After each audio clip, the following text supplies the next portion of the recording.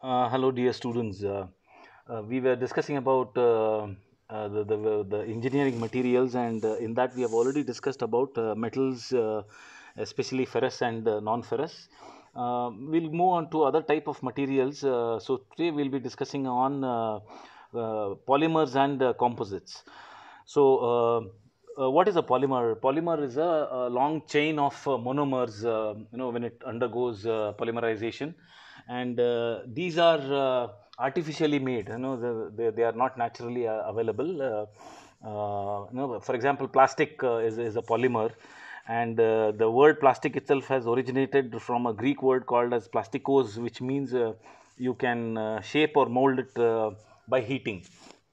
uh, Plastics are normally classified into two types. The first one is a thermoplastic. Thermoplastic is a type of a plastic where, when you heat it, it becomes soft and supple, and you can give it the required shape. Once it hardens, it will retain that shape. When you heat it again becomes soft, so that you can give a new shape to it.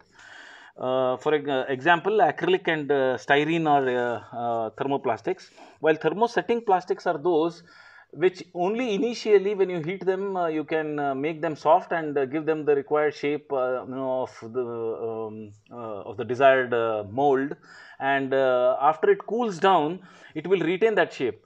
Now, next time if you try to heat it, it will get damaged. It won't become soft again. It will get damaged. So polyester resins and melamine, formaldehyde, etc., they are examples of thermosetting plastics. So here we can see that we have monomers, and these monomers, when they undergo polymerization, they form a continuous long chain, and they are called as polymers. And we have seen so many polymer products around us. You can see cans and bins and so on, all around us, which are being made out of these polymers. Then we have the next class, that is ceramics. Uh, what are ceramics? Basically, when we talk about ceramics, this is nothing new. The concept is quite old, where if you take clay and mix it with water and give it a shape and then bake it, after you give that shape, if you heat it, it will retain that shape. A classic example for that is pottery. Okay, so in pottery, whatever shapes are made, initially they are taken out, and they are kept in a furnace, so that it solidifies, and the moisture content is removed, and it retains its shape. However, there is a new generation of ceramics that have evolved, wherein they have used artificial materials, which are not naturally available as such, or they are oxides, and using these, they manufacture ceramics. The most common type of ceramics are silicon dioxide and aluminum oxide, and these are mainly used in manufacturing of knives, and used in high voltage insulators, then temperature resistant cutting tools, and so on. For example, bakelite, there is another material called as bakelite. Bakelite is also used as an insulator, electric insulator, in high voltage lines. These large towers which we see around, which transmit high voltages. There we use bakelite, which is a ceramic, and it acts as an electrical insulator. Then general characteristics of ceramics are, they are brittle, and they have low fracture toughness, but they are hard, and they are wear resistant also. They are basically electrically and thermally insulated. Then they are chemically stable and non-magnetic. They have a high melting point and very high refractoriness. They have low packing density. However, they are heavier than polymers, but lighter than metals. Ceramics are normally classified into three categories. Traditional ceramics, which I just mentioned, that is clay products, bricks, common abrasives, and cement, and so on. Then we have the new generation of ceramics, which are based on oxides and carbides, and they possess mechanical or physical properties which are very good, and they can be compared to traditional metals, in fact, cutting tools. And then we have glass, which is basically, a form of silica. You have to treat it, and you can make glass. So glass is also a type of a ceramic.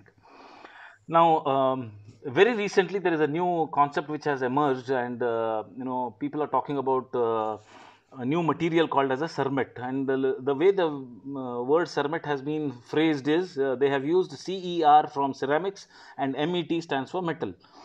So, cermets are those metal composites that contain predominant ceramic phase. That is, largely it is made up of ceramic only, such as carbides, nitrides, borides, silicates, and so on. And these are bonded with metal alloy. And normally, nickel, molybdenum, and cobalt are used as the metal in order to make cermets. The characteristics are a combination of high temperature performance or wear resistance of a ceramic and toughness, flexibility, electrical conductivity of a metal. So, they blend or they mix the best qualities of both ceramics as well as metals.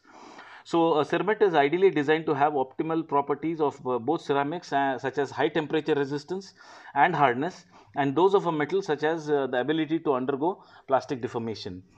They are used in the manufacture of resistors, capacitors, and other electronic components these days. They are becoming very popular. They are also used in spacecraft shielding. Those which go out of the Earth's orbit, and after they want to enter the Earth's orbit, these spacecrafts start traveling at a tremendous velocity, and due to friction, the temperature of the outer surface of the body raises incredibly. So, we need material which can withstand such high temperatures. Here, cermets are used. Then machine tools are another increasingly common use for cermets because they offer greater toughness and wear resistance. Then the tools used for milling, turning, boring operations, they are also made up of cermets, and they give good cutting speeds and very good surface finish. Then we have glass. Typically, when we define glass, we say that glass is a supercooled liquid with infinite viscosity. That is how we normally define glass. It is again inorganic, it is non-metallic, and whenever you cool it, it becomes rigid without crystallizing. Then it is a ceramic material produced by conversion of glass into polycrystalline structure through heat treatment, and the fine crystal structure makes glass ceramics much stronger than glasses from which they are derived. So, using the normal glass, the definition which I gave earlier, you can produce ceramics. For example, we use in the front screen of cars and all, the type of glass which is used is also called as shatter-proof glass.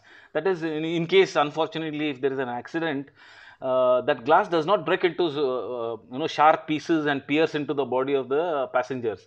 It just shatters, and blunt edges are formed, and it generally stays there.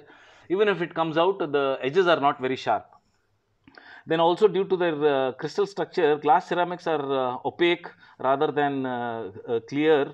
So, some special treatment has to be done in order to make them clear for the application which I just mentioned. Then they are used to make window glasses, cookware, fiberglass insulation, fiber optic cables, and so on. Then fiber optic glass or optical fiber glass is a transparent, flexible optical fiber made up of glass having diameter, that is, the fiber diameter is slightly thicker than a human hair. A human hair, the diameter of a human hair is in the order of microns. So, the fiber of optical fiber glass is slightly more than the thickness of a human hair. Then typically what is done is all these fibers are assembled in the form of a bundle, and they are protected by a sheathing material, usually a flexible armored cable. Then the cable terminates in an end that is partially filled with rigid clear epoxy. Epoxy is nothing but a resin. Resin is kind of a gum.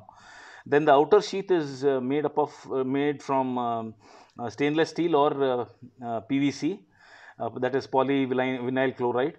Then it can realize high speed data transmission over long distances. So, optic fiber cables, the most important property of optic fiber cable is that it exhibits total internal reflection.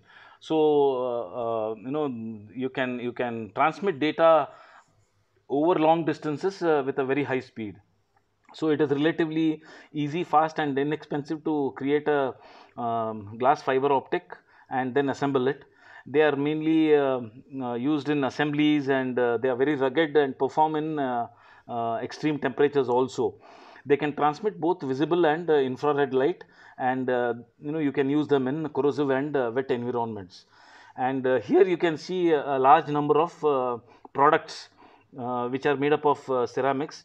Now here we see these are normally the tools which are used, okay, and they are called as throwaway inserts. Okay, you can use them as single point cutting tools, and after you use them over a period of time, since you cannot take them to the grinding wheel and sharpen them again, you will have to just remove it from the tool post, tool holder, and then insert a new one.